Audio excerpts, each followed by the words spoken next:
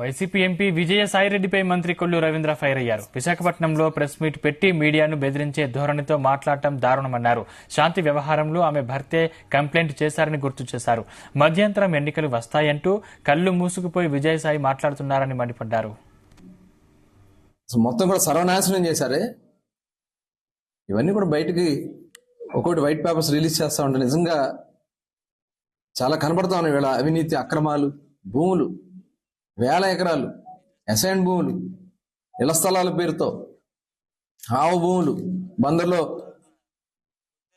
మడ భూములు, ఒకటేం కాదు, వీళ్ళు దోచుకోవడానికి అన్ని రకాలుగా ప్లాన్లు వేశారు, దోచుకున్నారు.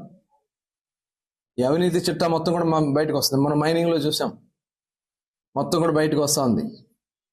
అధికార లెక్కల ప్రకారం 19,000 కోట్లు ఉంది, ఇంకా అనాధికారికంగా చాలా ఉంది. ఇవన్నీ కూడా ఇల్లీగల్. ఎందుకంటే ఇప్పుడు మొత్తం కూడా మాన్యువల్ చేశారు, ఆన్లైన్లో ఏమీ లేవు, మాన్యువల్. ఆ కాగితాలన్నీ స్కాన్ చేసుకుని ఇవన్నీ తీయడానికి చాలా టైం పడుతుంది. ఆఫీసులన్నీ కూడా అస్తవ్యస్తం చేశారు, మొత్తం అన్ని డిపార్ట్మెంట్స్ కూడా అలాగే చేశారు. మరి ఇప్పుడే కార్మిక శాఖ మంత్రి గారు వచ్చారు. గతంలో ఏదన్నా ఒక ఫ్యాక్టరీ లైసెన్స్ ఎప్పటికప్పుడు రెన్యూల్ చేసుకునే పరిస్థితి ఉంది. ఆ ఫ్యాక్టరీ లైసెన్స్ రెన్యూల్ చేసే కార్యక్రమాన్ని ప్రైవేట్ వాడికి అప్పచెప్పేశారు. ప్రైవేట్ వాడు వాళ్ళ దగ్గరికి వెళ్ళి డబ్బులు తీసుకున్నాడు తప్ప, వాళ్ళ దగ్గర నుంచి లంచాలు పీక్కున్నారు తప్ప, అక్కడ నామ్స్ ప్రకారం